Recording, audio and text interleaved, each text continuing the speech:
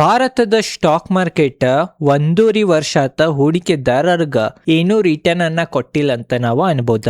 ಅದ ಕಾರಣ ಬಾಳ ಇನ್ವೆಸ್ಟರ್ಸ್ ಏನಪ್ಪಾ ಇದು ಸ್ಟಾಕ್ ಮಾರ್ಕೆಟ್ದಾಗ್ರೆ ಎಫ್ ಡಿ ಕಿಂತ ಹೆಚ್ಚು ರಿಟರ್ನ್ ಸಿಗ್ತೈತೆ ಅಂತ ನಾವು ಬಂದಿದ್ದು. ಇಲ್ಲಿರೆ ಎಫ್ ಡಿ ಕಿಂತನೂ ಕಡಿಮೆ ರಿಟರ್ನ್ ಸಿಗತೈತಿ ಅಥವಾ ಸೊನ್ನೆನ ಸಿಗತೈತಿ ಅಥವಾ ನೆಗೆಟಿವ್ನೇ ಹೋಗತೈತಿ ರಿಟರ್ನ್ ಅಂತ ಬಾಳ ಇನ್ವೆಸ್ಟರ್ಸ್ ತಲೆ ಕೆಡಿಸ್ಕೊಳತಾರಂತ ನಾವು ಅನ್ಬೋದ.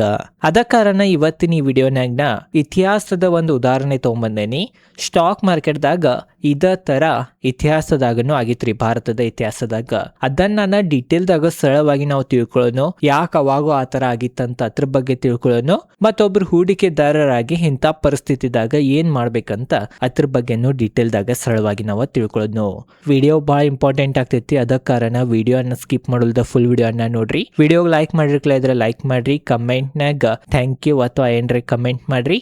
ಮತ್ತು ವಿಡಿಯೋ ಸ್ಟಾರ್ಟ್ ಮಾಡೋಕ್ಕಿಂತ ಮೊದಲ ಒಂದು ಡಿಸ್ಕ್ಲೇಮರ್ ಕೊಟ್ಬಿಡ್ತೇನೆ. ನಾ ಸೆಬಿ ರಿಜಿಸ್ಟರ್ಡ್ ರಿಸರ್ಚ್ ಅನಲಿಸ್ಟ್ ಅಥವಾ ಫೈನಾನ್ಷಿಯಲ್ ಅಡ್ವೈಸರ್ ಇಲ್ಲ. ಇದು ಬರೇ ವಿಡಿಯೋ ಎಜುಕೇಶನ್ ಪರ್ಪಸ್ ಸಂಬಂಧ ಐತಿ. ಬರೀ ಆ ಇತಿಹಾಸ ಏನಂತ ಎಲ್ಲಾ ಡೀಟೇಲ್ ಆಗಿ ಈಗ ತಿಳ್ಕೊಳ್ಳೋಣ.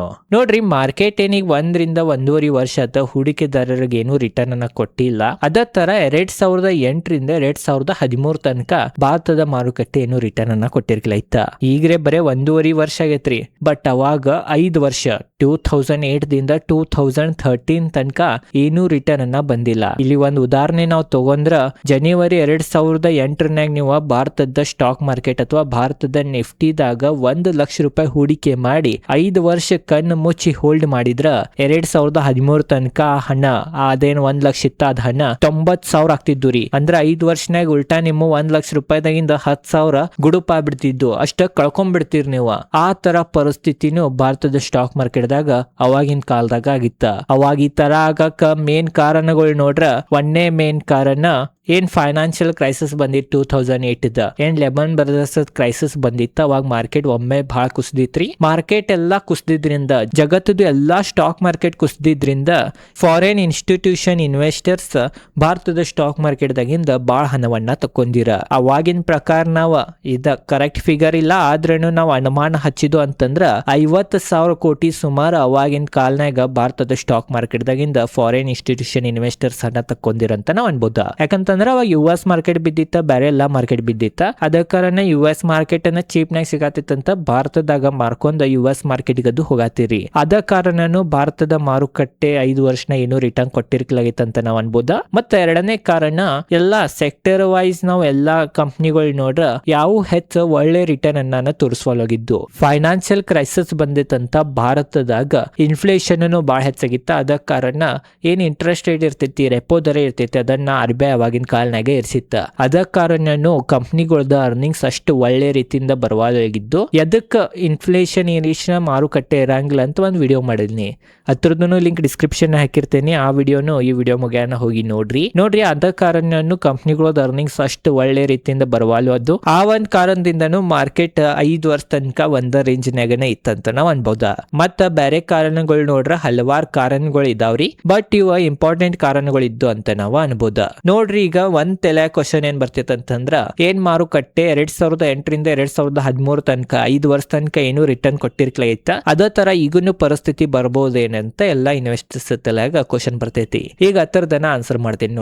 ನೋಡ್ರಿ ಮಾರ್ಕೆಟ್ ಈಗನು ಅದೇ ತರ ಆಗ್ತೈತಿ ಅಂತ ಹೇಳಾಕ ಬರಂಗಿಲ್ಲ. ಯಾರಿಗನು ಮಾರ್ಕೆಟ್ ಏರ್ತೈತಿ ಬೀಳ್ತೈತಿ ಅಥವಾ ಸೈಡ್ ವೇ ಇರ್ತೈತಿ ಅಂತ ಅವಾಗನು ಹೇಳಕ್ ಬರಂಗಿಲ್ಲ. ಯಾರೇ ವ್ಯಕ್ತಿ ನಿಮ್ ಮುಂದೆ ಏನ್ರಿ ಹೇಳ್ತಿದ್ದಂತಂದ್ರ ಆ ವ್ಯಕ್ತಿ ಸುಳ್ಳು ಹೇಳತಾನಂತ ತಿಳ್ಕೊಂಡ್ಬಿಟ್ರಿ. ಅದ ಕಾರಣ ಅವಾಗಿನ ಗತ್ಲೆ ಈಗನು ರಿಪೀಟ್ ಆಗ್ತೈತಂತ ಅನ್ನೋದ ಬಹಳ ಕಠಿಣ ಅಥವಾ ಅನ್ನಾಗ್ ಬರಂಗಿಲ್ಲ ಅಂತ ನಾವು ಅನ್ಬೋದ. ಅವಾಗಿಂದ ಪರಿಸ್ಥಿತಿ ಬೇರೆ ಇದ್ದು, ಈಗಿಂದ ಪರಿಸ್ಥಿತಿನ ಬೇರೆ ಇದ್ದು. ಬಟ್ ಅವಾಗ 5 ವರ್ಷ ಮಾರ್ಕೆಟ್ ಏರಿಲ್ಲ ಅಂತಂದ್ರ ಮಾರ್ಕೆಟ್ ನ ಹಣನ ಆಗಿಲ್ಲೇನ, ಹೂಡಿಕೆದಾರರ ಮಾರ್ಕೆಟ್ ನ ಹಣನ ಗಳಿಸಿಲ್ಲೇನಂತನೂ ಒಂದ ಕ್ವಶನ್ ಬರ್ತೈತಿ. ಈಗ ಅದನ್ನ ಆನ್ಸರ್ ಮಾಡ್ತೇನೆ. ನೋಡ್ರಿ, 2008 ರಿಂದ 2013 ತನಕ ನಿಫ್ಟಿ ಮಾತ್ರ ರಿಟರ್ನ್ ಅನ್ನ ಕೊಟ್ಟಿರ್ಲಿಲ್ಲ. ಬಟ್ ಹಲವಾರು ಯಾವ್ಯಾವ ಕಂಪ್ನಿಗಳು ಗ್ರೋತ್ ಇರ್ತಾವೋ ಕಂಪ್ನಿಗಳ ಬಹಳ ಒಳ್ಳೆ ರಿಟರ್ನ್ ಅವಾಗನು ಇನ್ವೆಸ್ಟರ್ಸ್ ಕೊಟ್ಟಿದಾವ. ಅದ ಕಾರಣ ಆ ಉದಾಹರಣೆ ತಿಳ್ಕೊಂಡ್ರ ಈಗನು ಏನು 1.5 ವರ್ಷನಾಗ ರಿಟರ್ನ್ ಕೊಟ್ಟಿಲ್ಲ ಅಂತ ನಾತೀವಿ. ಬಟ್ ಇಂಥ ಮಾರುಕಟ್ಟೆದಾಗನು ಯಾವ್ಯಾವ ಕಂಪ್ನಿದಾಗ ಗ್ರೋತ್ ಇದ್ದು ಆ ಕಂಪ್ನಿಗಳ ಇಂಥ ಪರಿಸ್ಥಿತಿದಾಗನು ನಿಮ್ಗ ರಿಟರ್ನ್ ಕೊಟ್ಟಾವ. ಅದ ಕಾರಣ ಇಂಡೆಕ್ಸ್ ಅನ್ನ ಕಂಪೇರ್ ಮಾಡೋಕ್ಕಿಂತ ಪರ್ಟಿಕ್ಯುಲರ್ ಕಂಪ್ನಿಗಳನ್ನ ಕಂಪೇರ್ ಮಾಡಿದ್ವು ಅಂತಂದ್ರ ಕೆಟ್ಟ ಸಮಯದಾಗನು ಹೂಡಿಕೆದಾರರು ರಿಟರ್ನ್ ಕೊಡ್ತಾವಂತ ನಮಗ 2008 ರಿಂದ 2013 ಏನಿದು ಒಂದು ಉದಾಹರಣೆ ಐತಿ ಏನು ರಿಟರ್ನ್ ಕೊಟ್ಟಿಲ್ಲ ಅನ್ನೋ ಏನು ಉದಾಹರಣೆ ಐತಿ ಅತ್ರ ನಮಗೆ ಗೊತ್ತಾಗ್ತೈತಿ.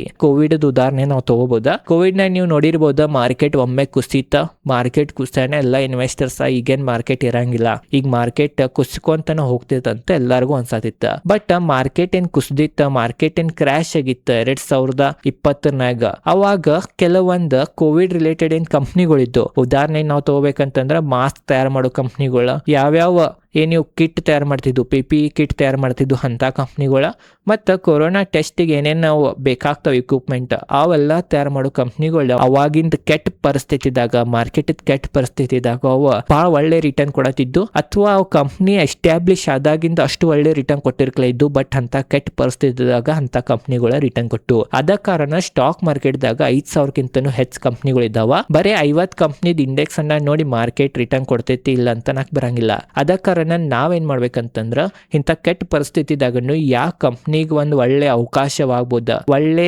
ಪರಿಸ್ಥಿತಿ ಈಗಿನ ಕಾಲನಾಗ ಆ ಕಂಪ್ನಿ ಬೆಳಿಬಹುದು ಅಂತ ಯೋಚನೆ ಮಾಡಿ ಹೂಡಿಕೆ ಮಾಡ್ಬೇಕ. ಅವಾಗ ಇಂಡೆಕ್ಸ್ 5-10 ವರ್ಷನೂ ರಿಟರ್ನ್ ಕೊಡ್ಲಿಲ್ಲ ಅಂತಂದ್ರು ನಾವು ಸ್ಟಾಕ್ ಮಾರ್ಕೆಟ್ದಾಗ ಹಣವನ್ನ ಮಾಡ್ತೇವೆ ಅಂತ ನಮಗ ಈ ಒಂದು ಕೋವಿಡ್ ಉದಾಹರಣೆಯಲ್ಲಿ ನಿಮಗೆ ಗುರ್ತಾ ಇರ್ಬೋದು ಅಂತ ನನಗೆ ಅನಿಸ್ತೈತಿ. ನೋಡ್ರಿ, ಇದ ಮತ್ತೊಂದು ಚಾರ್ಟ್ ತಗೊಂಬಂದೇನಿ. ಇದು ನಿಫ್ಟಿ 50 ಚಾರ್ಟ್ ಜೂನ್ 30 ಪ್ರಕಾರ ನಾವು ನೋಡ್ರ ನಿಫ್ಟಿ 50ನಾಗ ಎಲ್ಲಕ್ಕಿಂತ ಹೆಚ್ಚು ವೇಟೇಜ್ ಸೆಕ್ಟರ್ ವೈಸ್ ನೋಡ್ರ ಫೈನಾನ್ಷಿಯಲ್ ಸರ್ವಿಸಸ್ 37% ಐತಿ, ಆಯಿಲ್ ಅಂಡ್ ಗ್ಯಾಸ್ 9.79% ಐತಿ, ಇನ್ಫಾರ್ಮೇಶನ್ ಟೆಕ್ನಾಲಜಿ IT 7.41% ಐತಿ. ಇವು 3 ಸೆಕ್ಟರ್ ಅನ್ನ ಕುಡಿಸ್ರನ್ನ 50%ಗಿಂತ ಹೆಚ್ಚು ವೇಟೇಜ್ ನಿಫ್ಟಿದ ಆಗ್ತೈತಿ. ಅದ ಕಾರಣ ಇವು 3 ಸೆಕ್ಟರ್ ಅನ್ನ ಏನ್ರೆ ಪರ್ಫಾರ್ಮ್ ಮಾಡ್ಲಿಲ್ಲ ಅಂತಂದ್ರ ಮಾರ್ಕೆಟ್ ರಿಟರ್ನ್ ಅನ್ನ ಕೊಡವಾತಂತ ಎಲ್ಲರಿಗೂ ಅನಿಸ್ತೈತಿ. ಅತ್ರಾಗೂ ನೀವು ನೋಡಬಹುದಾ, ಏನ್ IT ವೇಟೇಜ್ 7.41% ಐತಿ. ಆ IT ಈಗ ಸದ್ಯ AI ಕಾರಣದಿಂದ ಒಳ್ಳೆ ರಿಟರ್ನ್ ಅನ್ನ ಕೊಡವಾತರಿ. ಅದ ಕಾರಣನು ನಿಫ್ಟಿದ್ ರಿಟರ್ನ್ ನಮಗೀಗ ಫ್ಲಾಟ್ ಅನ್ನ ಕಾಣತೈತೆ ಅಂತ ನಾವು ಅನ್ಬೋದ.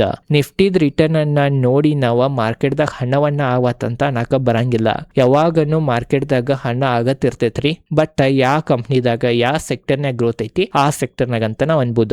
ಈಗ ಮತ್ತೊಂದು ಉದಾಹರಣೆ ನಾವು ತಿಳ್ಕೊಬೇಕಂತಂದ್ರ ನೀವು ನೋಡ್ಬೋದ, ಏನಿದ್ ಯುದ್ಧದ ಪರಿಸ್ಥಿತಿದಾಗ AI ಕಂಪ್ನಿಗಳು ಕುಸಿಯಾತಿದ್ದು, ಉಳಿದಿದ್ದು ಆಲ್ಮೋಸ್ಟ್ ಕಂಪ್ನಿಗಳು ಕುಸಿಯಾತಿದ್ದು. ಬಟ್ ಕೆಲವೊಂದು ಇವು ರಿನ್ಯೂಬಲ್ ಎನರ್ಜಿದ್ದು ಕಂಪ್ನಿಗಳು ಒಳ್ಳೆ ರಿಟರ್ನ್ ಅನ್ನ ಕೊಡತ್ತಿದ್ದು ರೀ. ಅದ್ರಿಂದ ಮೇನ್ ಕಾರಣ ಏನಂತಂದ್ರ ಆ ಯುದ್ಧದಿಂದ ಕಂಪ್ನಿಗಳು ಗುರ್ತಾತ, ಜಗತ್ತು ಗುರ್ತಾತ ನಾವು ಪೆಟ್ರೋಲ್ ಡೀಸೆಲ್ ಮ್ಯಾಗನ ಬಹಳ ಅವಲಂಬನೆ ಇರಬಾರ್ದ.